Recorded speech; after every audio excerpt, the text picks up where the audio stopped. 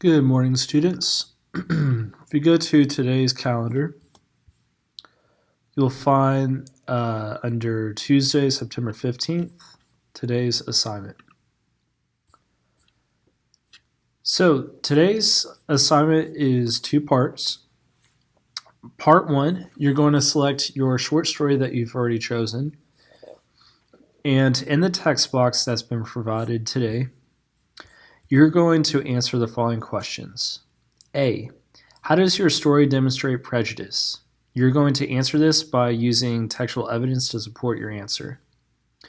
B, using at least one of our wordplay strategies from last Friday, which was composing cool sentences, you're going to write a sentence describing any one of the following from your selected text. Setting, protagonist, conflict. So remember from last Friday and the Friday before that, we've used different strategies in regards to adjectives, adverbs, prepositional phrases, appositive, subordinate clauses. All right, part two.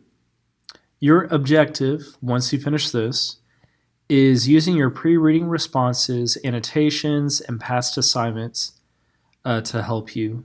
You're going to write a summary of what you learned as a result of this reading experience by creating a one-page graphic illustration. So before I show you, keep in mind this is not due today. You have today and tomorrow to work on this. So if you click on that link, it'll bring you here. And I'll go ahead and explain exactly what this one-pager is. So a digital one-pager is a written and graphic interpretation on a single sheet of paper of what you have just read. It may be literal or it may be a symbolic representation of the text. You can use Google Drawing, Google Slide, Canva, or any other application in which you are familiar with to create your one-pager. Here are the guidelines. Must fill the entire page. The written work must be typed grammatically correct and legible. Use color as much as possible with little to no white space left. Use symbols, and of course be creative with the use of the space you're given. You must include all the following, and I will count off if you don't have this. Title of text and author, your theme statement, this comes from your head, a universal thought. Identify the tone of the story and use textual evidence of connotative language to support that tone word choice. In other words, you will bold or highlight the loaded language. You must include a one vocabulary word that you learned in its origin, definition, and use within the story.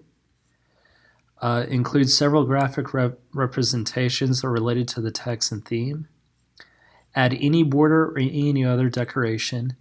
And then finally, write a summary of what you learned as a result of this reading experience.